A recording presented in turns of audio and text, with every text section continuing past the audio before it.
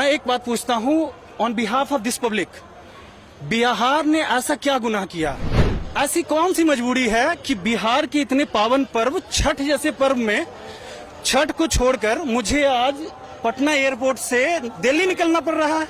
क्या बिहारी के लिए ये एक दर्दनाक की स्थिति नहीं है? बिहार में हर चीज छोड़ा जा सकता है, छठ के पर्व को कोई नहीं छोड़ सकता। उनको मजदूरी करनी है, बाहर जाना होगा, इलाज करवाना है, बाहर जाना है। वाई? क्यों? एक चीज का चर्चा नहीं किया जो कि बिहार को खा रहा है हर मिनट हर पल, वो है जातिवाद। शराब को आप 5 लाख रुपए लीटर कर दो, बस मुझे पीने को मजबूर मत करो, क्या फर्क पड़ता है मुझे? दवा को आप 10 लाख रुपए टैबलेट कर दो, मेरा स्वास्थ्य ऐसा कर दो कि दवा की जरूरत ना पड़े, क्या फर्क पड़ता है? बोल देंगे कि योगी चाहिए, योगी चाहिए। क्यों चाहिए? योगी हैज प्रूव्ड हिमसेल्फ, उन्होंने करके दिखाया कि देखो मेरे लिए ये फर्क नहीं पड़ता है कौन सा जात, कौन सा धर्म, कौन सा जिला, कौन सा राज्य। क्या 20 साल चाहिए? योगी ने तो 10 साल में करके दिखा दिया।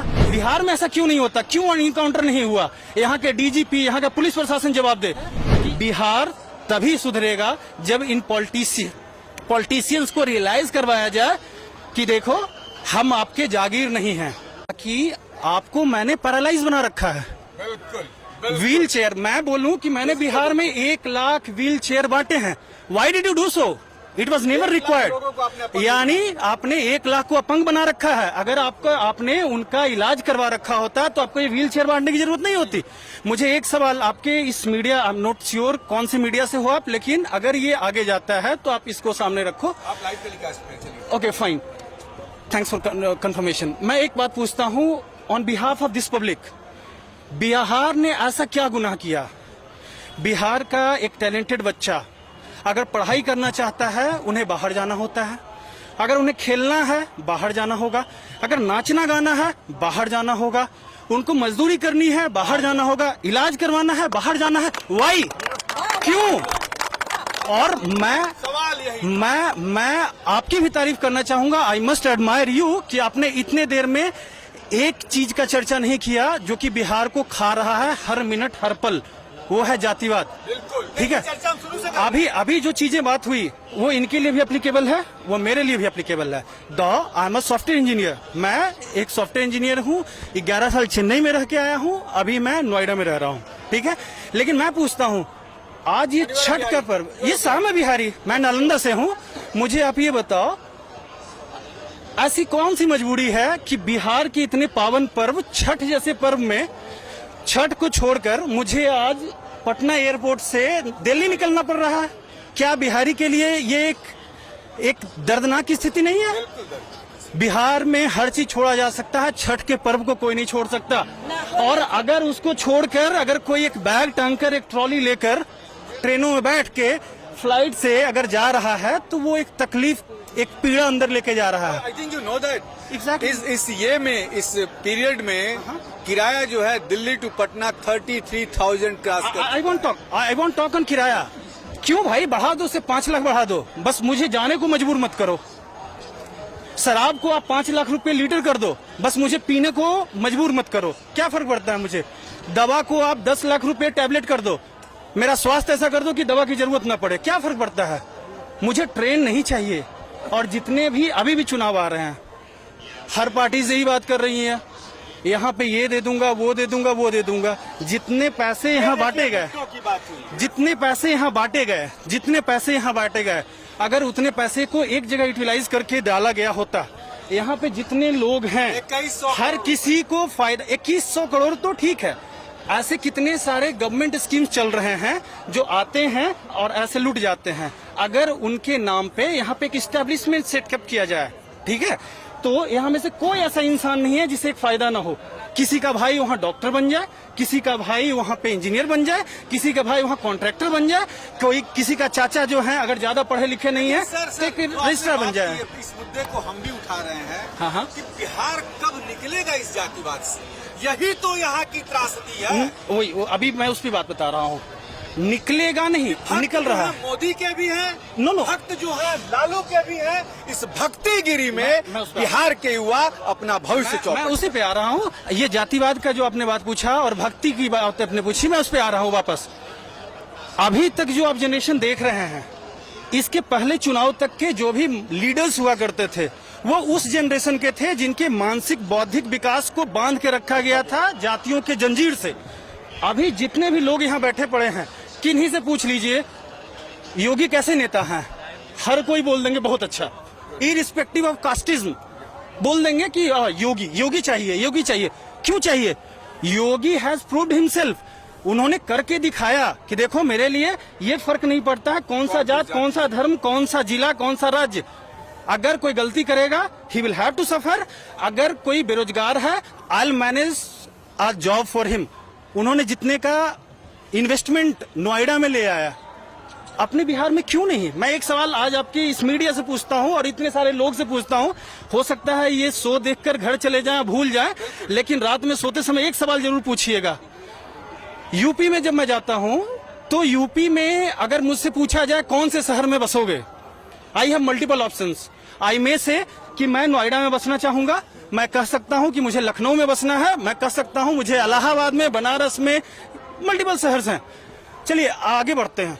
मध्य प्रदेश में इंदौर, भोपाल, रीवा, ग्वालियर, इतने शहर हैं। झारखंड जैसे जो हमसे टूट कर एक हिस्सा बना, हजारीबाग, रांची, धनबाद, गिरिडीह, बहुत सारा। मुझे एक बात बताया कि बिहार में पटना छोड़ के कोई दूसरा शहर क्यों नहीं मिलता जहां कोई भी जाके बसना चाहे? बताइए, एक भी शहर है क्या? तुरंत जब मैं यहाँ सवाल करता हूँ तो तुरंत लालू बनेंगे, तेजस्वी बनेंगे, सम्राट बनेंगे, नीतीश बनेंगे। है जवाब तो दे दीजिए इनके सवाल का। नहीं, मैं यही चीज पूछना चाहता, नहीं इनसे मत सवाल पूछिए। ये वो इंसान हैं जो कि सफरर हैं, ये झेल रहे हैं, ठीक है? ये कारण नहीं है, कारण है 101 यहाँ के डिप्लोमेट्स।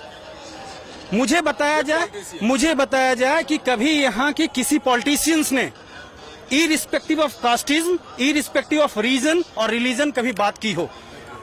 एक पोस्ट उठा दें सोशल मीडिया पे, प्राइवेट चैनल्स पे, कहीं भी नहीं मिलेगा। क्यों?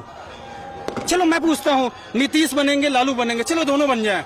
मुझे एक बात बताओ, 20 से 25 साल लालू परिवार को भी मिला मौका, 30 साल नीतीश कुमार को भी मिला मौका, 15-20 दोनों को भी मिल गया। चलो ठीक है, दोनों को मिल गया। क्या 20 साल चाहिए? योगी ने तो 10 साल में करके दिखा दिया। क्या बदला? वहां का सुशासन बदल गया, शासन बदल गया।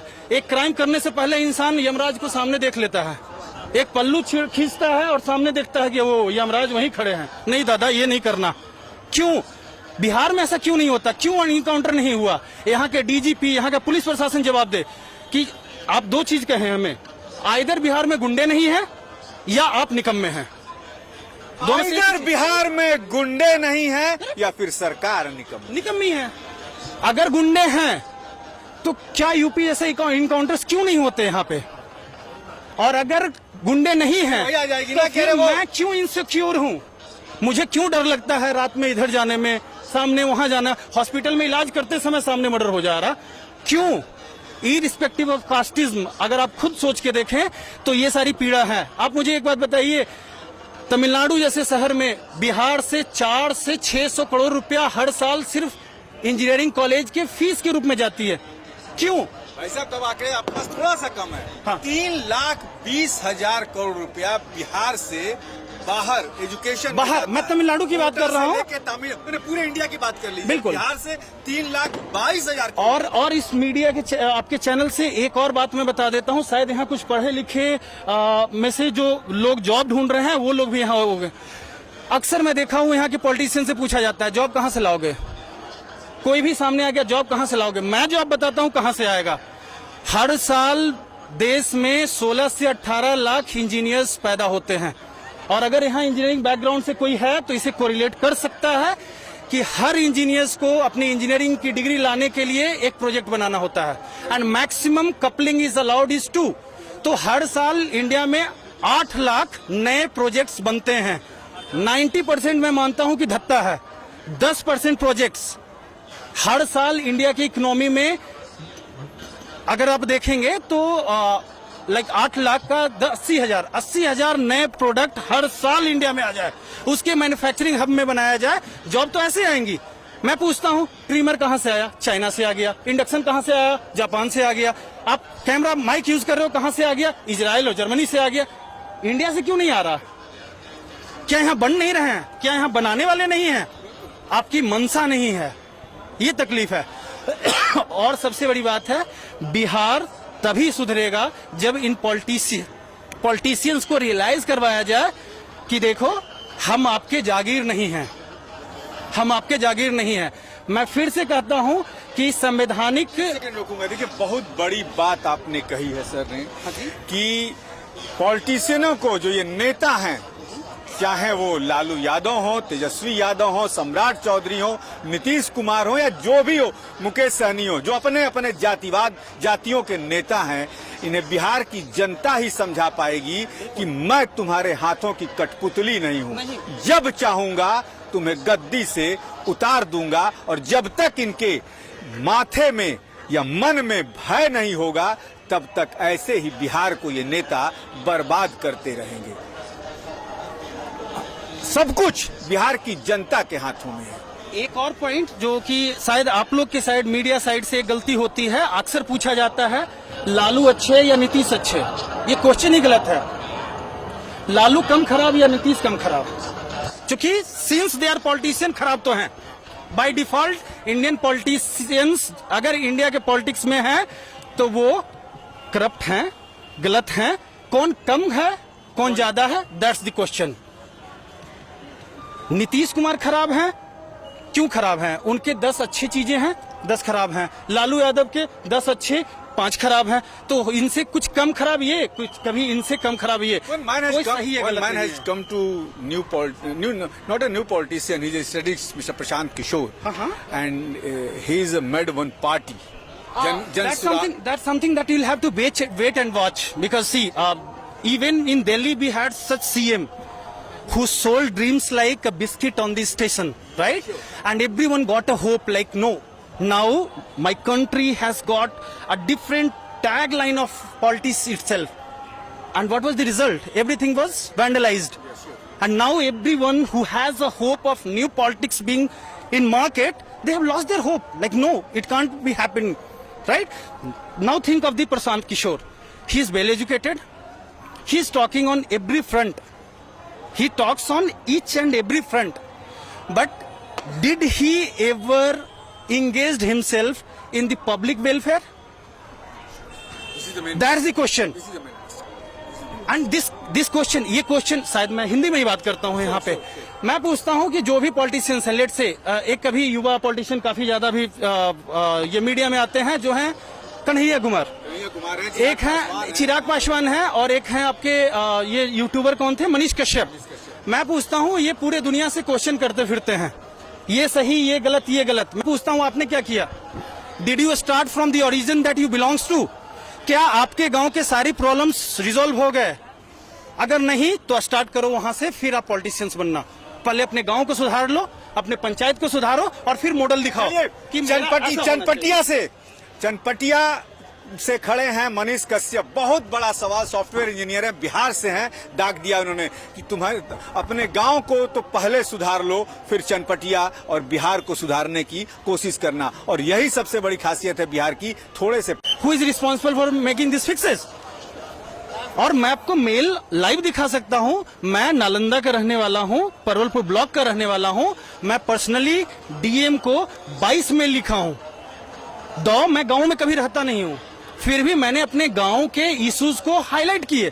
तो मैं कहता हूं कि अगर मैं एक अदना सा, एक छोटा सा सॉफ्टवेयर इंजीनियर, अगर गांव में नहीं रहते हुए भी गांव के लिए इतना सोच सकता हूं, तो आप क्यों नहीं सोच सकते? आपके पास पब्लिक है, प्रशासन है, तंत्र है, लोग हैं, आपको विधि व्यवस्था सब कुछ मालूम है, क्यों नहीं? क्योंकि आपको वो मनसा ही नहीं है। आपने बहुत देर समय दिया। देखिए, सॉफ्टवेयर इंजीनियर हैं, नालंदा से हैं, और कहा कि ग्राउंड लेवल के पॉलिटिशियन अब मिलते कहाँ हैं। जयप्रकाश नारायण से लेके और मोदी तक की बात हो रही है।